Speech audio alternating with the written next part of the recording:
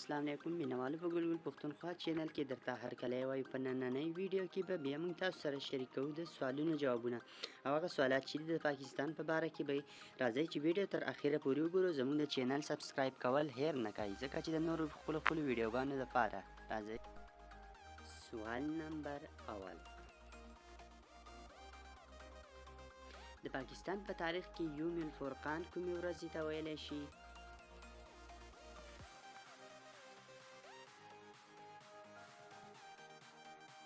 د هغې جواب 23 مارچ 1940 ته. سوال نمبر دویم، د قیام پاکستان نه 3 ورځې پس کومه ورځ نمانځی شي؟ جواب د وړوکي اختر ورځ. سوال نمبر 3،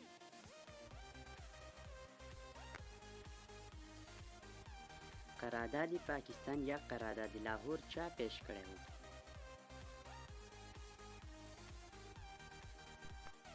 جواب په 23 مارچ 1940 د بنګال زمري مولوي فضل الحق رحمت الله علیه. سوال نمبر 4، د پاکستان د جوړېدو وړومبی تصور او تجویز چا پیش کړی و؟ جواب علامه محمد اقبال رحمت الله علیه. سوال نمبر 5، کوم یو سیاستدان لره 2 ځله د پاکستان وزیر اعظم کېدو اعزاز حاصل دی؟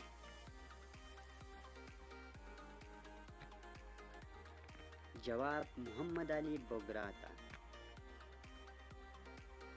سوال نمبر 6، د پاکستان د حصول دپاره برصغیر کې د مسلمانانو لومبی الیکشن کله شوی و؟ جواب په 1946 کې. سوال نمبر 7،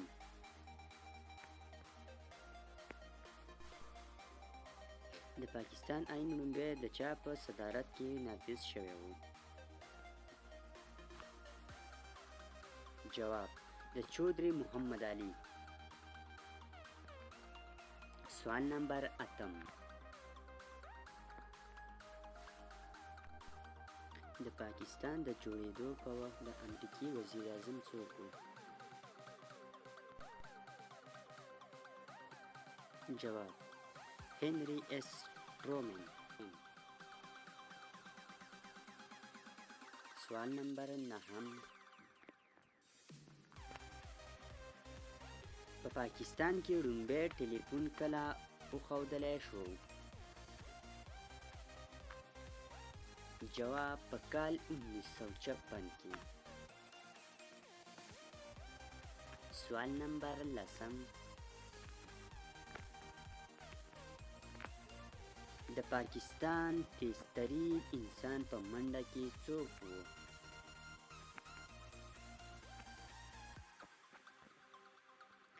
جواب د پیښور اقبال شینواری. د ویډیو کتو ډیره مننه ستاسو چې تاسو زمونږ ویډیو تر اخره پورې وکته. زمونږ د چینل سبسکرایب کول هیر نه کوئ ولې چې د نورو خپلو ویډیوګانو دپاره زمونږ چینل سبسکرایب کړئ. د کتو ډیره شکریه.